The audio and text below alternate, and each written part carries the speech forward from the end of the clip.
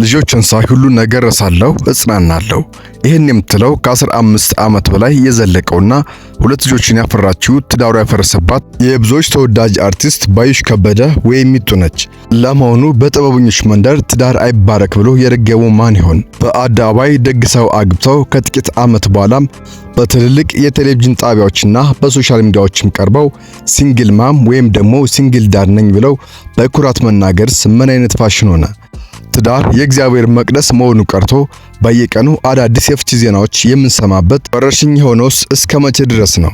ወንድ ልጅ ፈቶ በዓመት ውስጥም አዲስ የፍቅር ሕይወት ሲጀምርም ሴትዋ ግን ከልጆቿ ጫና ጋር ብቻዋን የምትቀርበት ይህ መራሩነት ማንን ይወቅሳል? እጅግ በሰከነ መንፈስ የምትታወቀው ባዩሽ ከበደ ወይም ሚጡ ያልታሰበ የትዳር መፍረስ ሚስጥርና በጥበብ ሰዎች መንደርም የተጋባው የፍቺ ወረርሽኝን በዝርዝር እንመለከታለን።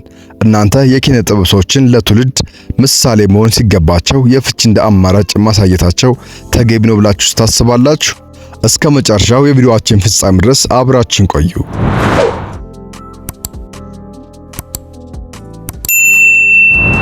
የኪነ ጥበብ ሰዎችን ትዳራቸው አይባረክ ብሎ ማን እንደረገመው እስካሁን ድረስም ሊታወቅ አልቻለም።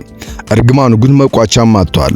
አሁንም በየዕለቱ አዳዲስ የትዳር ፍቾችም በጥበብ ሰዎችም እየተሰማም ይገኛል። ስለነሱ ምን አገባን ማለትም አንችልም። ምክንያቱም ደግሞ ጥበበኞች በራሳቸው ብቻም ሳይሆን በግብራቸው ሰዎችን የሚያስተምሩና በሚሊዮኖች ወዳጅና ተከታዮችም ስላላቸው የሚያደርጉት ነገር ሁሉም ትክክል ነው ተብሎም ይታመናል። እነሱ ካደረጉት ለምንኛ ሳናደርገውም የሚለውን አስተምሮም ያስተላልፋል። ማንም ሰው ትዳሩን አስገዳጅ ሁኔታም እስካልደረሰበት ድረስ ፈልጎ ፍቺን ይፈጽማል ብለን አናምንበትም። ነገር ግን አስገዳጅ ምክንያትም የእውነትም ለፍቺ የሚዳረግ ነው ወይም የሚለውን ጥያቄንም ወደ ጎን እንተዋለን። ይህንን ፕሮግራም ለመስራት በምናደርገው የጥናት ሂደት ውስጥም በጣም በሚያስገርመው ሁኔታ ቀደም የሚባሉ የጥበብ ሰዎችም በተለይ ደግሞ ሴቶች አርቲስቶቻችን ትዳራቸውን ጠብቀው እናገኛቸዋለን። በሰሯቸው ስራዎች ብቻም ሳይሆንም በህይወታቸው ምሳሌ የሆኑ ምስክር የሆኑም ሴት አርቲስቶቻችን እናገኛቸዋለን። ከባሎቻቸው ጋር የ40 ዓመት የትዳር ዘመን፣ የ30 ዓመት፣ የ35 ዓመት የትዳር ዘመንም እየመሩ ሴት አንጋፋ አርቲስቶችም ብዙሃን ናቸው። ከትዳራቸው አጋርም ጋር የሚለያዩት በሞት ብቻ መሆኑን ያስመሰከሩም ብዙሃን ናቸው። የአሁኑ የጥበብ ሰዎች ደግሞ ከድሮቹ በተሻለ ገንዘብም ዝናም አላቸው። ዓለምን እንዳሻቸው የሚሽከረከሩባትና ሕይወት ለነሱ እንዳሻቸው የምትገዛቸው እንደሆነችም አረጋግጠዋል። ውበታቸውና ኑሯቸውን የሚመጥን ሰው ያገባሉ። ጋብቻቸው በአደባባይም ይዘከራል። ድግሱ የትየለሌ ነው። ከዓመታቶች በኋላ ግን የፍቺ ፈጽመው ሲንግል ማም ነኝ አሊያም ደግሞ ሲንግል ዳድ ነኝ በማለትም በትልቅ የቴሌቪዥን ጣቢያዎችም በኩራት ሲናገሩም እንሰማለን።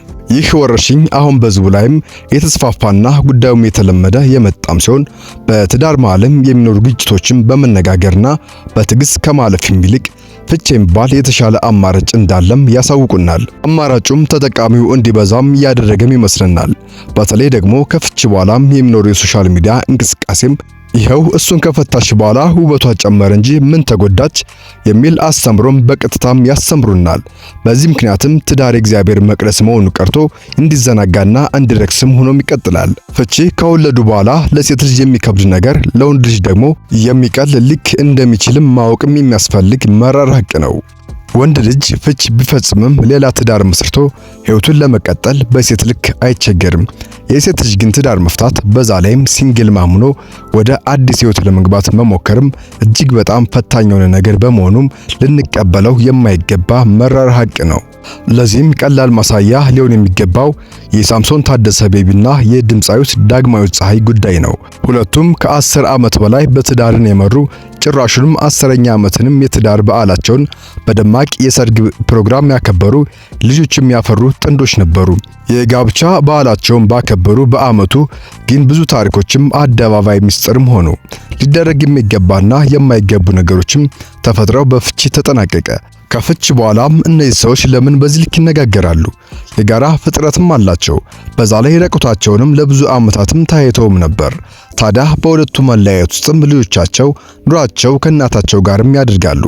ምንም እንኳን የገንዘብ ድጋፍ ማድረጉ የማይቀር ነገር ቢሆንም ሌሎች ጫናዎች ግን ሙሉ ለሙሉ እሷ ላይ ይወርቃሉ። ይህ ግጭት ከተፈጠረ ከአንድ ዓመት በኋላም ሳምሶን ታደሰ ቤቢ ከአዲስ ፍቅረኛው ጋር አዲስ የፍቅር ህይወትም እየመራ የደስታ ጊዜያትንም እያሳለፈም ይገኛል። በቅርቡ የጋብቻ ስነ ስርዓትም እንደሚፈጽሙም ይጠበቃል። ዳጊ ግን አሁንም ስራዋን እየሰራች ዓለምንም እየዞረችም ትገኛለች። ምናልባትም ሳምሶን ታደሰ ቤቢ ቀሎት በአንድ ዓመት ውስጥም ወደ ማግባትም የፍቅር ህይወትም እሷን ማግባት ቀላል ሊሆንለትም ይችላል። ታዲያ ሁለት ወንድ ልጆችን 16 ዓመትና 10 ዓመት ልጆች ያሏት ባዩሽ ከበደ ወይም ሚጡ የዚህ ዕጣ ፈንታ ተከፋይ መሆኗም የማይቀር ይመስላል። ባዩሽ ከበደ የኢትዮጵያ ውስጥም ካሉ የጥበብ ሰዎችም እጅግ የተረጋጋች ብዙም ወደ አደባባይ የማትወጣና የሰከነች እንደሆነች ብዙዎችም ምስክርነታቸውንም ይሰጧታል። ከትውልዷ በመሃል አዲስ አበባ ጉለሌም ሲሆን ከ9 ዓመት በኋላም ወደ ቤተሰቦቿ ጋር ወደ 24 ተዘዋውራ የልጅነትና ወጣትነት ጊዜዋንም አሳልፋለች። ለቤተሰቦቿ አንድ ሴት ስትሆንም አንድ ታናሽና አንድ ታላቅ ወንድም አለዋት። ብቸኛ ሴት በመሆኗም የተለየ ትኩረት እንደሚሰጧትና ቀብጣም እንዳደገችም ትናገራለች። ገና በልጅነት እድሜዋም ለጥበብ የተለየ ፍቅር ያደረባት ሲሆንም ትምህርት ቤት ላይም ግጥሞችን በመጻፍ ድራማዎችን በመስራትና በተለያዩ የኪነ ጥበብ እንቅስቃሴዎችንም እንደምታደርግም ይነገራል። ገና በዚህ እድሜዋ ላይ ነበር ንባብን የጀመረችው። ታዲያ በ15 ዓመትም ሲሞላት የኪነ ጥበብ ኢንዱስትሪውን ለመቀላቀል ስለፈለገችም የጻፈችውን ስክሪፕት ይዛ ወደ ሰራዊት ፍቅሬም ትሄዳለች። ሰራዊት ፍቅሬም ስክሪፕቷን በስነ ስርዓት አንብቦ እንዳበረታታትና አሁን ላለችበት ስኬት መንገድም ያስጀመራት እሱ እንደሆነም በቃለ መጠይቋ ላይም በክብርም የምታነሳው እውነትም ነው።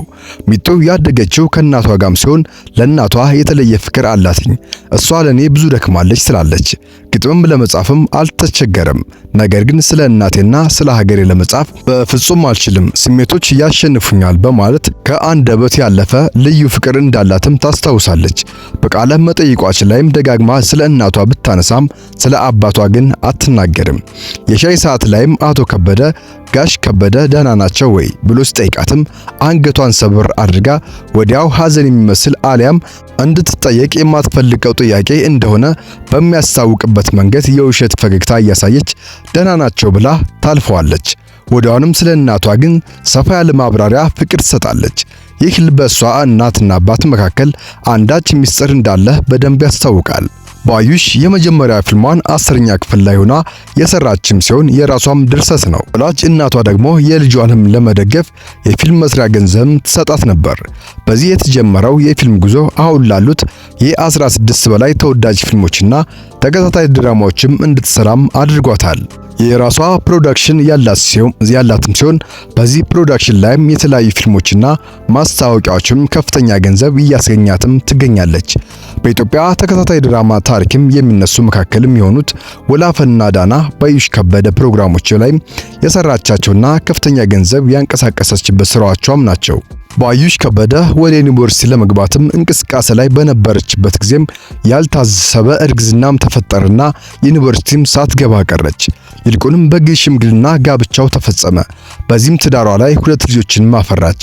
ባዩሽ ምንም እንኳን ትዳር መስርታ ትምህርቷንም አቋርጣ የነበረም ቢሆን ከጊዜያት በኋላ ግን በቁጭት የመጀመሪያ ዲግሪዋን በማርኬቲንግ ማስተሯን ደግሞ በማኔጅመንት በመመረቅም ለልጇ የትምህርት ምሳሌም ለመሆን በቅታለች።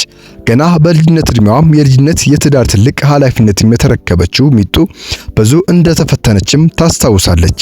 ታዲያ ይቺ ልጅ ካለፈችበት ነገር አንጻርም ስላላሳለፈችው ነገር ትጸጸታለሽ ወይም የሚል ጥያቄ ሲቀርብላትም እግዚአብሔር ሰዓት ሁሉም ትክክል ነው፣ ሁሉም የሆነው በእግዚአብሔር ፍቃድ ነው፣ በማግባቴም በመውለዴም አልጸጸትም ትላለች።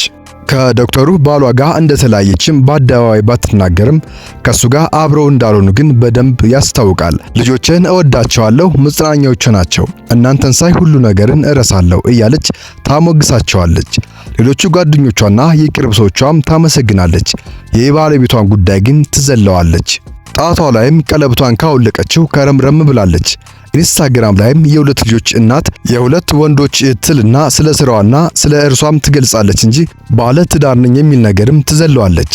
ይህ በግልጽ ባዩሽ ከበደ ወይም ሚጡ ከባለቤቱ ጋር እንደተለያየችም ያረጋግጣል።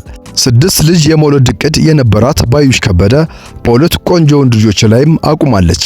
አሁን ላይ 34 ዓመትም የተሻገረች ያለችው ባዩሽ ከበደ ሁለተኛ ልጇ 10 ዓመትን የተሻገረም ይገኛል። ይህም ከባለቤቷ ጋር ከተለያየች ዓመታቶችም እንደተቆጠሩም ያሳያል። ባይሽ የኑሮ ጥያቄዎቿን የፈታችም ሲሆን አሜሪካ፣ አውሮፓና ኤዥያን እንደፈለገች የምትሽከረክርባቸው ቅንጡ ነዋሪም ነች። በጣም ትሁት መልካምና ደግ የምትባለው የተረጋጋ ስብዕና ባለቤት የሆነችው ደግሞም በሃይማኖቷ ላይም የማትዋጅቀው ባዩሽ ከበደ ሚጡ አርቲስቶችን የሚጠብቀው የትዳር ፍቺ ወረርሽኝ ግን እሷን በርም ማንኳኳትም ወደ ኋላም አላለም። የምንወዳችሁ ለዛሬ ያሰናደንላችሁ መሰናዶ ይህንን ይመስል ነበር። በቀጣይ ከዚህ የተሻለ ስራ እስከምንገናኝ እናንተ ያላችሁን ሐሳብ አስተያየት በጨዋ መልክ አስፍሩልን። ቪዲዮውን ላይክ፣ ቻናሉን ሰብስክራይብ በማድረግም የቻናላችን ቤተሰብ አባል እንድትሆኑም በትህትና እንገልጻለን። በሌላ የተሻለ ቪዲዮ እስከምንገናኝ በያላችሁበት የዓለም ዳርቻ ሰላማችሁ ብዝት ይበልን። ቸር ቆዩ።